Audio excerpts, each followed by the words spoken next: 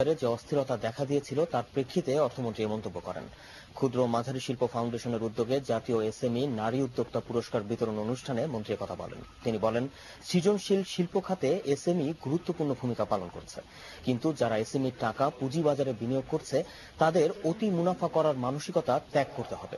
মন্ত্রী বলেন, পুঁজিবাজার থেকে খুব দ্রুত লাভ করার যে প্রতিযোগিতা চলছে তা রুখতে না পারলে বাজারের এই অস্থিরতা বন্ধ হবে না।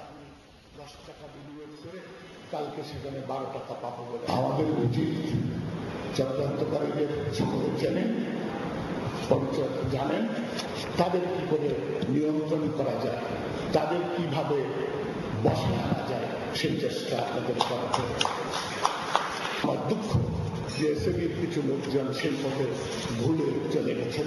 আমি আশা করব তারা সব পথে ফিরে আসবেন। 11,582 কোটি টাকার প্রদান করা হয়। পুরস্কার প্রদান অনুষ্ঠানে প্রধান অতিথি হিসেবে উপস্থিত ছিলেন অর্থমন্ত্রী আবুল মাল আব্দুল মোহিত। বিশেষ অতিথি ছিলেন শিল্পমন্ত্রী দিলীপ বড়ুয়া, শিশু ও মহিলা বিষয়ক প্রতিমন্ত্রী ড শিরিন শারমিন চৌধুরী ও এসএমই ফাউন্ডেশনের চেয়ারপারসন আফতাবুল ইসলাম।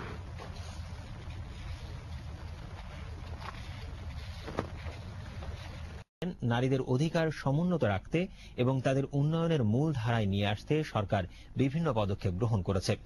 আর নারী উদ্যোক্তাদের সৃজনশীলতাকে উৎপাদনমুখী খাতে এগিয়ে নিতে এসএমই ফাউন্ডেশনের মাধ্যমে প্রয়োজনীয় সকল সহযোগিতা প্রদানের কথাও বলেন তিনি। চক্রান্তকারীরা এখানে আমাদের যাকে বলে ঝুঁকির মধ্যে ফেলে যাচ্ছে। আমাদের উচিত চক্রান্তকারীদের সকলে চেনেন, পরিচয় জানেন, তাদের কি করে নিয়ন্ত্রণ করা যায়, তাদের কিভাবে বসে আনা যায় সেই চেষ্টা আপনাদের করতে হবে। বিনিয়োগকারীদের পরামর্শ দেন একদিনে বিনিয়োগ থেকে লাভের চিন্তা বাদ দিতে। বাংলাদেশের স্টক মার্কেট বড় অদ্ভুত। এক বছরে তার সূচক 3 গুণ হয়ে গেছে এবং প্রতিদিন তার সূচক বাড়তে থাকে। এটা একটা অস্বাভাবিক পরিস্থিতি। তা আজকে আমি 10 টাকা বিনিয়োগ করে কালকে সেখানে 12 টাকা পাবো বলে আশা করছি। এই যে একটা একেবারে যাকে বলে অস্বাভাবিক আশাবাদ, এটা আমাদের বন্ধ করার প্রয়োজন রয়েছে। শেয়ার বাজার স্বাভাবিক রাখতে শিগগিরই দীর্ঘমেয়াদী পরিকল্পনা নেওয়া হচ্ছে বলেও জানান অর্থমন্ত্রী। এদিকে রবিবারের ভয়াবহ পতনের পর ঢাকা শেয়ার বাজারে সূচকের চাঙ্গাভাব অব্যাহত রয়েছে। ডিএসসি সাধারণ সূচক 231 পয়েন্ট বেড়ে 8,190 পয়েন্টে দাঁড়িয়েছে। বাজারে সূচক বাড়লেও লেনদেন তেমন বাড়েনি। লেনদেনের দিক থেকে শীর্ষস্থানে ছিল টেলিযোগাযোগ খাতের একমাত্র প্রতিষ্ঠান গ্রামীণফোন। জিমি আমির, বাংলা ভিশন, ঢাকা।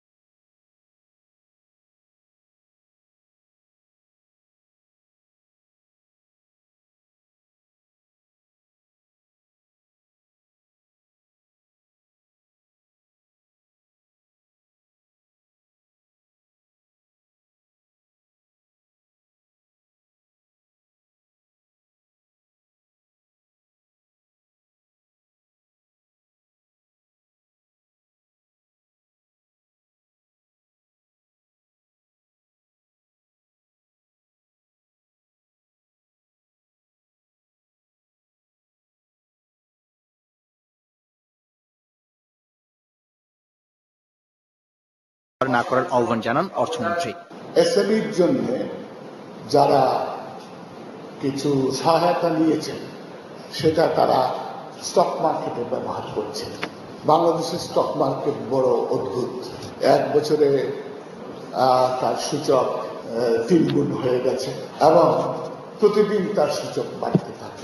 অর্থমন্ত্রী জানান, পুঁজিবাজারে শৃঙ্খলা ফিরিয়ে আনতে চেষ্টা করছে সরকার। কিছু চক্রান্তকারীরা এখানে আমাদের যাকে বলে ঝুঁকির মধ্যে ফেলে যাচ্ছে।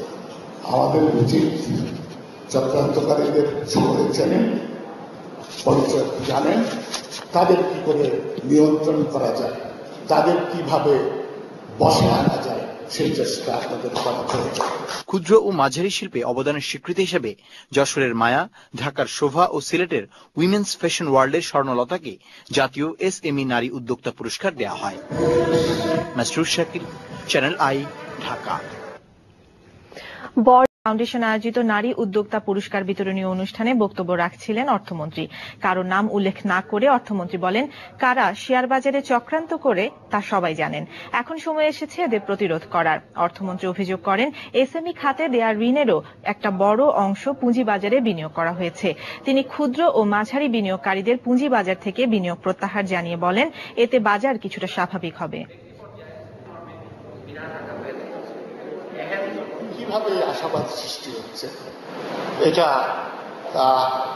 সকলে জানেন। বলেন যে কিছু চক্রান্তকারীরা এখানে আমাদের যাকে বলে ঝুঁকির মধ্যে ফেলে রাখছে। আমার মনে হয় স্টক মার্কেটের স্বাস্থ্যের জন্য এই ধরনের প্রতিদিন 2 টাকা 10 টাকা করে বাড়া এটা বন্ধ করতেই হবে। চক্রান্তকারীদের সকলে চেনেন, পরিচয় জানেন, তাদের কি করে নিয়ন্ত্রণ করা যায়, তাদের কিভাবে বসে আনা যায় সেই চেষ্টা আপনাদের করা প্রয়োজন। দেশ সংবাদে বা রোজলান সিটি বিরোধী বলেন, কোন সুস্থ পুঁজিবাজারে 1 বছরে বাজার মূলধন কয়েক গুণ বাড়তে পারে না। এজন্য কিছু লোক দায়ী, তাদের বিরুদ্ধে ব্যবস্থা নেওয়া হবে। অনুষ্ঠানে শিল্পমন্ত্রী দিলীপ বড়ুয়া বলেন, সরকার ঘোষিত শিল্পনীতি 2010-এ নারী উদ্যোক্তা তৈরিতে গুরুত্ব দেওয়া হয়েছে।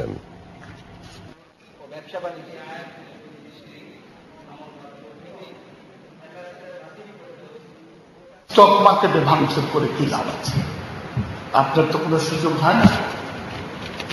আমাদের উচিত চক্রান্তকারীদের সকলে চেনেন, পরিচয় জানেন, তাদের কি করে নিয়ন্ত্রণ করা যায়, তাদের কিভাবে বসে আনা যায়। এবারে দেশ বিদেশে খেলাধুলা সম্পৃক্ততার কথা উল্লেখ করে বলেন, শেয়ার মার্কেটের কিছু বিনিয়োগকারীরা বিনিয়োগ করে লাভের আশা করেন। অনুষ্ঠানে অন্যান্যের মধ্যে শিল্পমন্ত্রী দিলীপ বড়ুয়া বক্তব্য রাখেন। ক্ষুদ্র ব্যবসা ক্ষেত্রে বিশেষ অবদানের জন্য 3 জন সেরা নারী উদ্যোক্তাকে এসএমই ফাউন্ডেশনের পক্ষ থেকে পুরস্কার প্রদান করা হয়। আমি 10 টাকা বিনিয়োগ করে কালকে সেখানে 12 টাকা পাবো বলে আশা করছি। এই যে একটা একেবারে যাকে বলে অস্বাভাবিক আশাবাদ, এটা আমাদের বন্ধ করার প্রয়োজন রয়েছে। এবং কিভাবে আশাবাদ সৃষ্টি হচ্ছে এটা সকলে জানেন। বলেন যে কিছু চক্রান্তকারীরা এখানে আমাদের যাকে বলে ঝুঁকির মধ্যে ফেলে রাখছে। আমার মনে হয় স্টক মার্কেটের স্বাস্থ্যের জন্য এই ধরনের প্রতিদিন 2 টাকা 10 টাকা করে বাড়া এটা বন্ধ করতেই হবে। বিদ্যুৎ, জ্বালানি ও খনিজ সম্পদ প্রতিমন্ত্রী ব্রিগেডিয়ার জেনারেল অবসর বললেন অর্থমন্ত্রী যে কিছু চক্রান্তকারীরা এখানে আমাদের যাকে বলে ঝুঁকির মধ্যে ফেলে রাখছে। আমাদের উচিত চক্রান্তকারীদের সকলে চেনেন, পরিচয় জানেন, তাদের কি করে নিয়ন্ত্রণ করা যায়, তাদের কিভাবে বসে আনা যায় সেই চেষ্টা আপনাদের করা প্রয়োজন। স্বল্প সময়ের জন্য পুঁজিবাজারে মুনাফা লাভের প্রবণতায় না গিয়ে বিনিয়োগকারীদের বিনিয়োগের পরামর্শ দেন অর্থমন্ত্রী। সমালোচনা করেন শিল্প খাতে ঋণ নিয়ে যারা পুঁজিবাজারে টাকা খাটিয়েছেন তাদেরও। উৎপাদনটা বাড়াতে হবে, বিনিয়োগটা বাড়াতে হবে, পুঁজিটা এই স্টক মার্কেট থেকে সংগ্রহ করতে হবে। সেটা হচ্ছে না, অথচ আজকে আমি 10 টাকা বিনিয়োগ করে কালকে সেখানে 12 টাকা পাবো বলে আশা করছি। এই যে একটা একেবারে যাকে বলে অস্বাভাবিক আশাবাদ, এটা আমাদের বন্ধ করার প্রয়োজন রয়েছে। পরে অর্থমন্ত্রী 3 ক্যাটাগরিতে 3 জন সফল নারী উদ্যোক্তাদের হাতে ক্রেস্ট ও সনদপত্র তুলে দেন। S M Atik, NTV. এদিকে আজও চাঙ্গা। এবার সাউথ ইস্ট ব্যাংক বাণিজ্য সংবাদ। শেয়ার বাজারে শৃঙ্খলা আনতে সরকার কাজ করছে বলে জানিয়েছেন অর্থমন্ত্রী আবুল মাল আব্দুল মুহিত। তিনি বলেন, শেয়ার বাজারে অস্বাভাবিক পরিস্থিতি সৃষ্টিতে জড়িত চক্রান্তকারীদের বিরুদ্ধে ব্যবস্থা নেওয়া হবে। সন্ধ্যায় রাজধানীর একটি হোটেলে জাতীয় এসএমই নারী উদ্যোক্তা পুরস্কার প্রদান অনুষ্ঠানে অর্থমন্ত্রী এই কথা বলেন।